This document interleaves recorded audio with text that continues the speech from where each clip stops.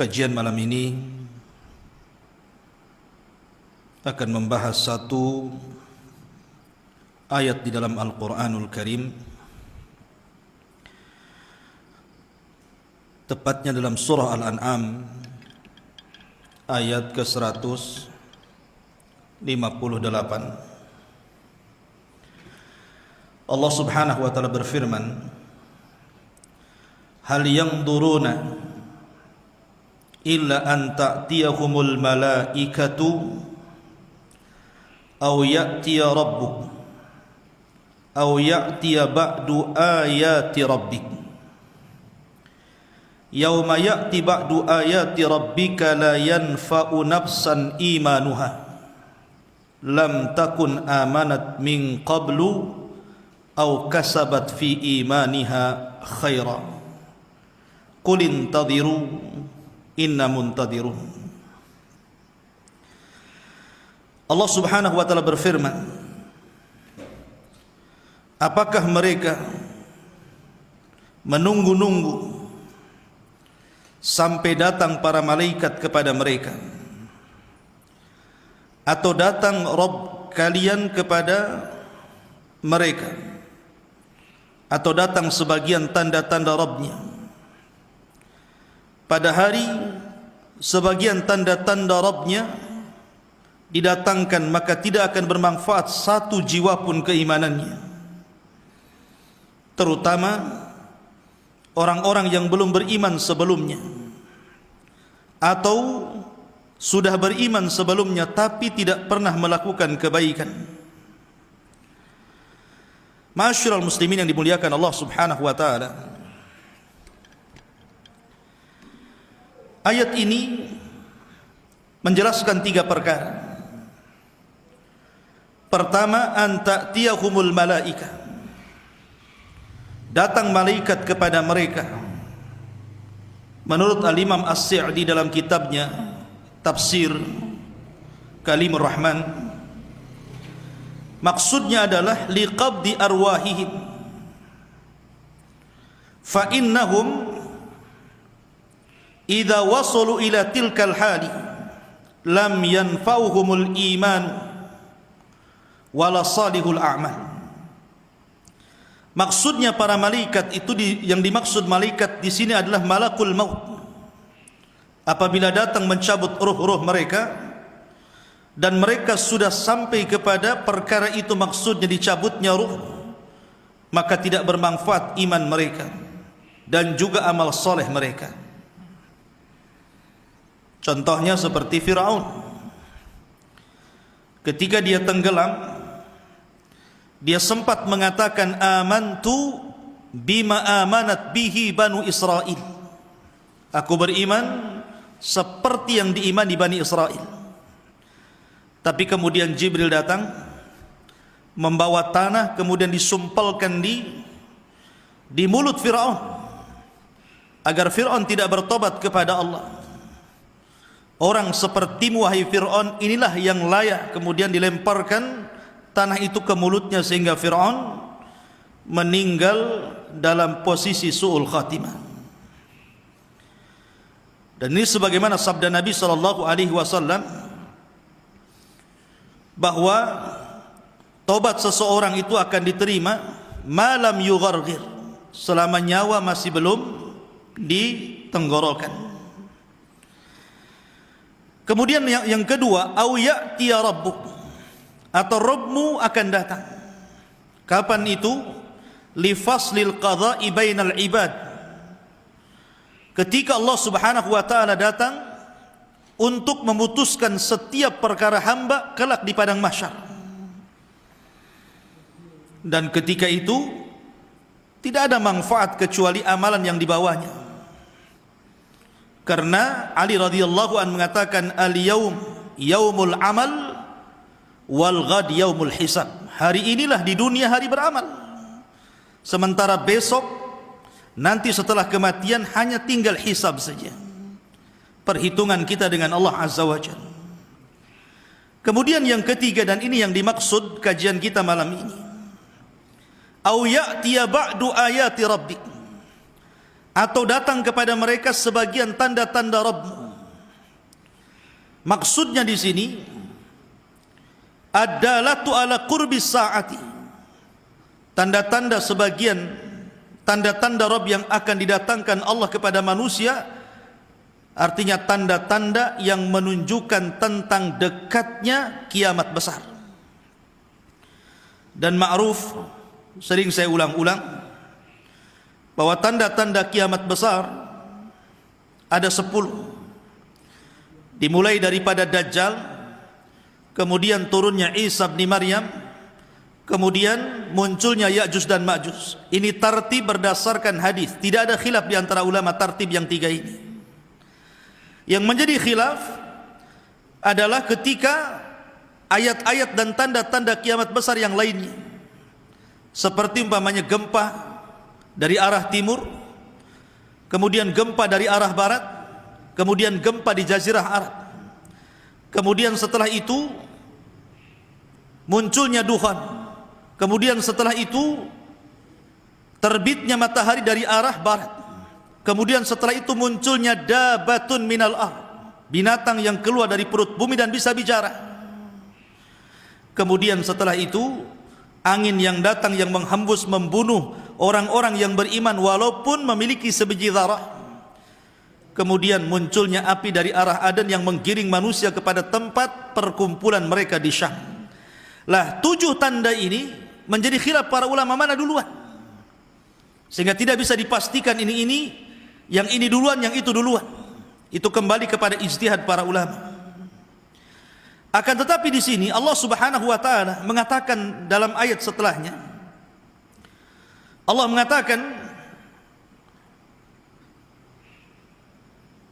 yauma ya'ti ba'du ayati rabbik la yanfa'u nafsan imanuha. Ketika tanda-tanda besar dekatnya hari kiamat itu telah tiba, maka tidak akan bermanfaat satu jiwa pun keimanannya. Lam takun amanat min qablu, di mana orang ini sebelumnya memang tidak beriman, au kasabat fi imaniha khaira, atau mungkin sudah beriman tetapi tidak beramal saleh. Ada sebuah hadis yang kemudian menjadikan penafsir daripada ayat ini. Nabi sallallahu alaihi wasallam bersabda, hadis yang dikeluarkan Abi Hurairah radhiyallahu, hadis yang dari jalur Abi Hurairah radhiyallahu an, Nabi sallallahu alaihi wasallam bersabda, "Thalathun idza kharajna la yanfa'u nafsan imanuha lam takun amanat min qablu au kasabat fi imaniha khaira." 3 perkara kata Rasulullah, apabila muncul maka satu jiwa pun tidak manfaat imannya. Lam takun amanat min qablu au kasabat fi imaniha khaira, terutama orang yang tidak pernah beriman sebelumnya atau sudah beriman tetapi tidak mengamalkan amal kebaikan. Kemudian Rasul menyebutkan 3 perkara. Pertama, tulu'us syamsi min maghribiha, terbitnya matahari dari arah barat. Kemudian yang kedua, ad-dajjalu, dajjal, keluarnya dajjal. Dan yang ketiga, wadabatul ardi, dan binatang yang keluar dari perut bumi yang akan bicara, tugasnya menstempel manusia mukmin dan kafir, itu saja. Terjadi iskal di sini, terjadi masalah dalam hadis ini. Di sini Nabi sallallahu alaihi wasallam menyebutkan kalimat dajjal. Okelah kalau matahari terbit dari arah barat, memang tobat seseorang tidak akan diterima. Kalau matahari sudah terbit dari barat, percuma beriman, percuma bertobat. Penyembah berhala sekalipun melempar patungnya tidak akan diterima tobatnya. Orang yang tidak pernah sholat kemudian sholat pun tidak akan diterima sholatnya. Ataupun mungkin yang ketiga, dabatul ard, binatang yang keluar dari perut bumi, yang kemudian tugasnya menstempel dahinya seorang yang beriman sehingga bercahaya dan menunjukkan keimanannya, kemudian menstempel hidungnya orang kafir menjadi gosong dan menunjukkan kekafirannya. Ini sebagai penguat dari tanda-tanda munculnya matahari dari arah barat. Jadi ketika muncul matahari dari arah barat, iman seseorang sudah tidak diterima lagi. Makanya muncul binatang yang menstempel mukmin dan kafir. 2 perkara ini disepakati bahwa kalau muncul tidak mungkin diterima imannya. Masalahnya di sini ada kalimat Dajjal. Dajjal ini kita tahu bahwa pendapat yang paling kuat wallahu alam berdasarkan banyak pendapat seperti Imam Ibnu Hajar, Al-Imam Al-Qurtubi dan banyak para ulama salaf yang lainnya mengatakan bahwa Dajjal itu adalah permulaan tanda dari tanda-tanda kiamat besar dan mukadimahnya munculnya Imam Mahdi. Lah Dajjal ini kita tahu bahwa datang mau fitnah yang sangat besar, karena biasanya orang itu kalau membawa fitnah di tengah-tengah manusia paling tinggi ngaku nabi, ngaku Imam Mahdi, ngaku malaikat Jibril, kan begitu. Tapi Dajjal ini bukan ngaku nabi, bukan ngaku malaikat Jibril, bukan ngaku Imam Mahdi, tapi dia ngaku Tuhan masalahnya. Sama dengan Fir'aun. Tapi Fir'aun itu tidak sakti, buktinya dia tenggelam gitu ya. Tapi Dajjal ini diberikan kemampuan. Yang ingin saya katakan bahwa Dajjal ini berperang melawan pasukan Imam Mahdi. Kemudian terdesak pasukan Imam Mahdi. Kemudian turun Isa bin Maryam menolong pasukan Imam Mahdi, berakhir dengan membunuh Dajjal. Setelah Dajjal terbunuh, kemudian selang beberapa waktu setelahnya muncul Ya'juj dan Ma'juj. Isa tidak berperang dengan Ya'juj dan Ma'juj karena memang tidak bisa diperangi dan tidak bisa dibunuh masalahnya. Sehingga Isa hanya berdoa sehingga diturunkan nugab, azab berupa ulat yang kemudian masuk di tengkuk setiap Ya'juj dan Ma'juj dan Allah binasakan. Lah setelah Ya'juj dan Ma'juj ini, Isa bin Maryam memerangi ahli kitab, memerangi orang-orang Yahudi dan Nasrani. Setiap berjumpa dengan ahli kitab maka dipaksa untuk masuk Islam. Kalau tidak masuk Islam maka dibunuh. Makanya Allah Subhanahu wa taala mengatakan, wa in min ahlil kitab illa la yu'minanna bihi qabla mautihi. Dan sebagian ahli kitab itu nanti kelak di akhir zaman akan masuk Islam sebelum wafatnya Isa bin Maryam. Lah di sini menunjukkan apa? Masih diterima imannya kan? Karena mereka dipaksa masuk Islam. Kalau memang Dajjal ini bagian daripada 3 perkara, kalau muncul tidak diterima imannya, kenapa pula Isa bin Maryam memaksa orang ini masuk Islam? Kalau tidak dibunuh. Karena ketika itu pilihannya cuma 2. Beda di zaman Rasul ada 3 pilihan, masuk Islam, bayar jizyah, perang kan gitu ya. Kalau di zaman itu tidak ada jizyah, yang ada masuk Islam atau mati. Ketika orang-orang ini masuk Islam tentu bermanfaat Islamnya. Tapi kenapa dalam hadis ini Rasul mengatakan salasun idza kharajna la yanfa'u nafsan imanuha lam takun amanat min qablu aw kasabat fi imaniha khaira tulu'us syamsi min maghribiha wad dajjal wa dabatul ardi. 3 perkara apabila keluar tidak akan manfaat iman seseorang, baik sebelumnya belum beriman atau setelahnya beriman kemudian tidak melakukan amal kebaikan. Pertama, matahari terbit dari arah barat, yang kedua munculnya Dajjal, dan yang ketiga binatang yang muncul dari perut bumi. Lihat, di sini ada kalimat Dajjal. Baik, kita akan urai apa maksudnya. Sebab kalau seandainya kita tidak urai, berarti kalau seandainya Dajjal itu muncul berdasarkan riwayat ini, tidak manfaat lagi imannya. Lalu apa manfaat keimanannya kalau sudah kemudian keluarnya Dajjal? Percuma sholatnya, percuma puasanya, percuma hajinya, percuma zakatnya, kalau melihat dohir hadis ini. Ma'asyiral muslimin yang dimuliakan Allah Azza wa Jalla, baik kita akan urai. Sebagian para ulama mengatakan yang dimaksud kalimat Dajjal dalam 3 ayat yang kalau keluar tidak akan diterima imannya. Yang pertama, bahwa anna dzikra Dajjal fil hadis wahmun. Ingat bahwa penyebutan Dajjal dalam hadis ini adalah sebuah waham. Waham itu artinya kesamaran daripada rawi. Sebagaimana dikatakan oleh Imam Al-Qurtubi Abul Abbas rahimahullahu taala, beliau mengatakan dalam syarah hadis ini, yalzamu alaihi an yartafi'al at-taqlib bil imani wa bit taubati inda khurujihi. Sebab kalau Dajjal itu diletakkan di 3 tanda ini, maka mengharuskan terangkatnya iman dan taubat ketika keluarnya. Dan tentu ini menyelisih dalil yang lain. Karena Isa bin Maryam keluar setelah Dajjal dan memaksa untuk beriman. Maka beliau mengatakan ini adalah wahmun min ba'di ruwat. Pertama ini kesamaran, waham daripada sebagian rawi hadis. dari sebagian rawi hadis. Dan Syekh Albani rahimahullahu taala menyebutkan di dalam kitabnya As-Sahihah jilid yang ke-7 pada urutan ke-160 ke 1635 bahwa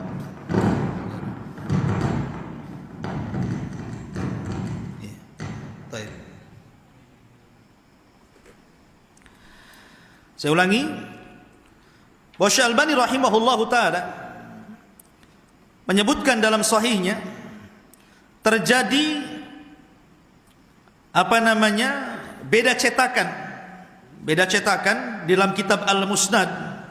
Harusnya yang menggantikan posisi Dajjal itu bukan Dajjal, tapi yang menjadikan posisi Dajjal adalah dukhan. Kemudian beliau mengatakan wala arahu illa tashifan, dan aku tidak melihat adanya perubahan lafaz ini karena ada kesalahan rawi. Jadi dari sini ikhwatu fiddin menunjukkan bahwa letaknya dukhan di mana? Letaknya dukhan itu masuk pada 3 tanda dari tanda-tanda kalau muncul berurutan, berarti iman seseorang tidak akan diterima. Menunjukkan bahwa tartib dukhan itu, dukhan dulu, matahari terbit dari arah barat, kemudian muncul dabatul ard. Itu tartib yang benar. Sebab kalau seandainya dukhan diawalkan, sebagaimana yang tersebar hari ini, bahwa dukhan itu adalah tanda pertama kiamat besar, sampai kemudian ada orang yang meramal, memprediksi, bahasa halusnya, bahasa kasarnya meramal gitu ya, mengatakan bahwa akan terjadi di 15 Ramadan kemarin. Tetapi ramalannya meleset. Mungkin tengok jarinya tidak pas kali. Jadi meleset. Subhanallah ya. Masyurul muslimin yang dimuliakan Allah Azza wa Jalla. Jadi di sini kata Syekh Albani rahimahullah taala, ada tasif, ada perubahan di dalam cetakan dalam Musnad itu harusnya bukan Dajjal tetapi kalimat Tuhan. Jadi ketika Rasul mengatakan 3 perkara, kalau seandainya datang tidak diterima iman seseorang, baik sebelumnya beriman atau sudah beriman dan tidak beramal soleh, maksudnya yang pertama terbitnya matahari dari arah barat, kemudian dukhan, kemudian munculnya binatang dari perut bumi. Begitu tertibnya. Ini jawaban yang pertama. Jawaban yang kedua, disebutkan para ulama bahwa kalau memang itu tidak ada perubahan wahmun dari rawi, anggaplah memang benar seperti itu tertibnya, bahwa 3 perkara itu sebagaimana zahirnya redaksi hadis, bahwa terbitnya matahari dari arah barat, kemudian Dajjal, kemudian munculnya binatang dari perut bumi yang bisa bicara, yang menstempel mukmin dan kafir itu. Maksudnya di sini 3 perkara ini kalau muncul semua. Jadi tidak bisa Dajjal muncul imannya tidak diterima, tidak. Harus 3-tiganya muncul. Dajjal muncul, matahari terbit dari arah barat, kemudian muncul binatang dari perut bumi, baru dikatakan imannya tidak diterima. Ini jawaban yang kedua. Jawaban yang ketiga, karena di masa Dajjal itu orang disibukkan dengan ketakutan yang luar biasa, dengan fitnah yang luar biasa, sehingga mereka dilupakan dari beramal soleh karena ketakutan yang berlebihan. Jadi karena takutnya dengan Dajjal, akhirnya kemudian mereka pun disibukkan dengan ketakutan sehingga tidak beramal soleh. Ada yang kemudian mentakwil seperti itu, tapi terlampau jauh. Wallahu a'lam. Maka kalau kita melihat dari 3 alasan ini, yang lebih akrab wallahu a'lam adalah yang pertama, bahwa tertibnya adalah terbitnya matahari dari arah barat, kemudian dukhan, kemudian dabatul ard. Tetapi susunannya dukhan dulu, baru terbit matahari dari arah barat, baru kemudian munculnya binatang dari perut bumi. Karena dukhan itu tanda yang terakhir di mana orang diberikan kesempatan untuk bertobat. Dia tanda terakhir dia. Ketika muncul dukhan itu diberikan kesempatan. Kalau masih bertobat, diterima tobatnya. Kalau tidak bertobat, maka selang beberapa waktu terbit matahari dari arah barat. Ketika itulah Rasul mengatakan, salasun, 3 perkara idza kharajna la yanfa'u nafsan imanuha. Kalau keluar tidak mungkin manfaat imannya. Maka di sini letak dukhan di pertengahan. Wallahu a'lam. Karena itu yang paling banyak dikuatkan para ulama salaf. Tapi sekali lagi ini tidak menjazmkan, karena ijtihad para ulama tentang tartib ini banyak sekali. Banyak sekali. Tapi ini yang lebih akrab dengan dalil. Kita kan kembali kepada dalil dan penjelasan para ulama, itu lebih selamat daripada memperbanyak prediksi-prediksi yang tidak ada, yang omong kosong, akhirnya tidak terjadi, jadi malu jadinya. Ketika tidak terjadi kan malu jadinya. Ketika malu, dicabutnya fatwanya. Ketika dicabut, ya, kalau seandainya dia kemudian meralat masih mendingan. Terkadang sudah meralat masih juga ada orang yang kemudian sebagian manusia itu ngeyel. Oh, mungkin dukhonnya tidak terjadi, tapi Imam Mahdinya akan muncul. Nah gitu. Jadi dukhonnya nih oke lah, dilewatkan dukhonnya karena nggak terjadi tanggal 15 kemarin, sehingga sudah bab dukhon sudah selesai. Karena kalau bab dukhon ini nunggu Ramadan lagi, baru diangkat lagi, itu pun kalau Ramadannya tanggal 15-nya hari Jumat. Ketika kemudian ini di-cut, tanda kiamat yang lain dibesar-besarkan. Nah, sekarang apa lagi? Mahdi. Nah, kan gitu ya.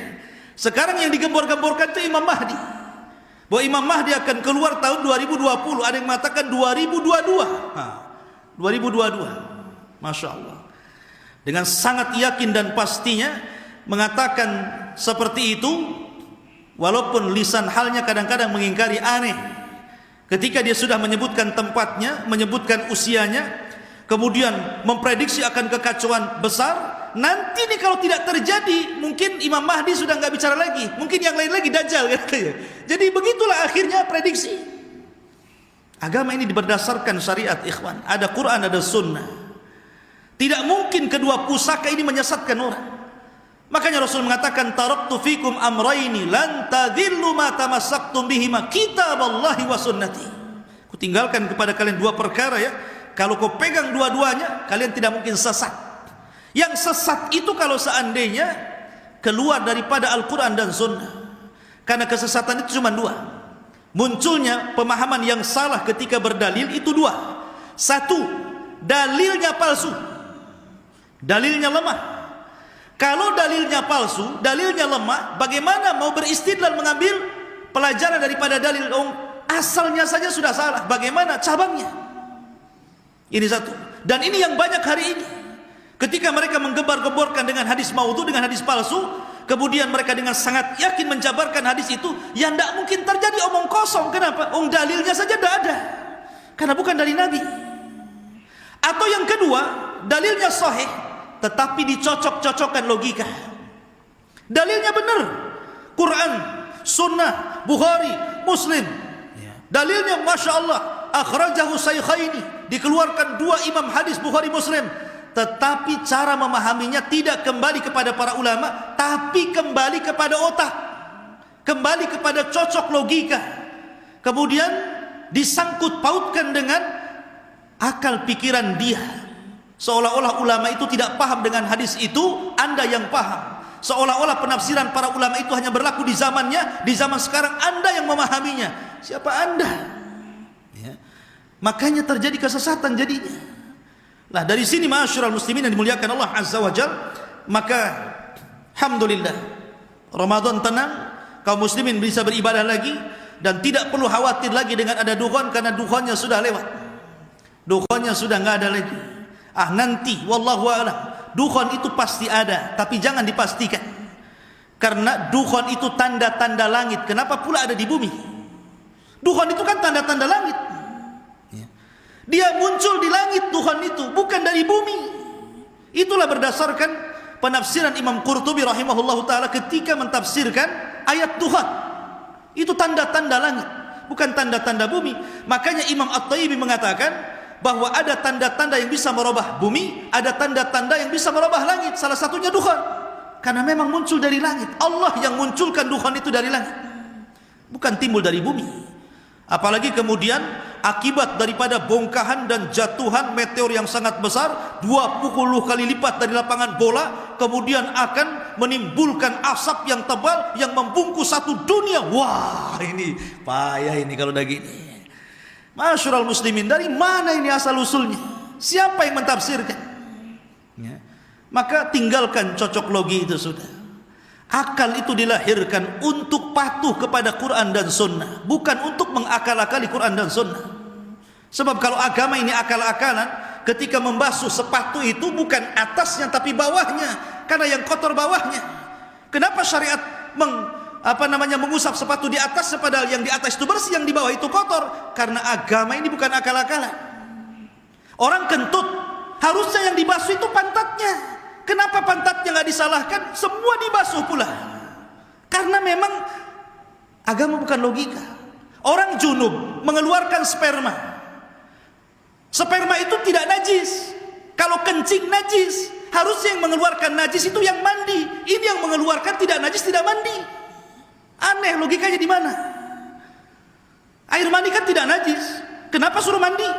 Kencing najis, kenapa tak suruh mandi? Menunjukkan agama bukan akal-akalan. Agama itu kepatuhan, ketundukan. Sudahlah, berhenti cocok logi itu, meresahkan umat saja. Maka saya nasihati, bertobatlah mumpung masih ada waktu. Pertama, mumpung Anda belum mati. Yang kedua, mumpung matahari belum terbit dari arah barat. Tobat, kembalikan fatwanya, kembalikan kepada para ulama, supaya masyarakat tenang. Masyarakat tenang, masyarakat bisa ibadah. Ajak mereka, badiru bil a'mali fitanan, ajak mereka beramal. Sekarang ini waktu fitnah, fitnah banyak. Kesyirikan merajalela, orang yang menentang sunnah di mana-mana, istihza dengan agama luar biasa semenjak ada medsos ini. Salat kemudian dibuat main-main, Nabi dilecehkan, Al-Quran diinjak-injak. Ini kita perang dengan fitnah. Ya. Harusnya ini yang dibenahi, akidah manusia kita benahi. Ajak manusia, ajarkan ilmu yang benar, akidah yang kuat, tauhid yang mantap, supaya umat ini bisa beribadah dengan baik dan membawa berkah bagi negara ini, daripada hanya ditakut-takuti terus. Karena persiapan fisik itu nomor berapa, persiapan iman itu yang sesungguhnya. Apalagi di bulan Ramadan, maka khusyukan puasa, khusyukan tarawih, khusyukan qiraatul Quran, bermunajat kepada Allah agar kita minta dibebaskan dari api neraka. Subhanakallah bihamdika, asyhadu an la ilaha illa anta astaghfiruka wa atubu ilaik. Allahu ta'ala alam. Assalamualaikum warahmatullahi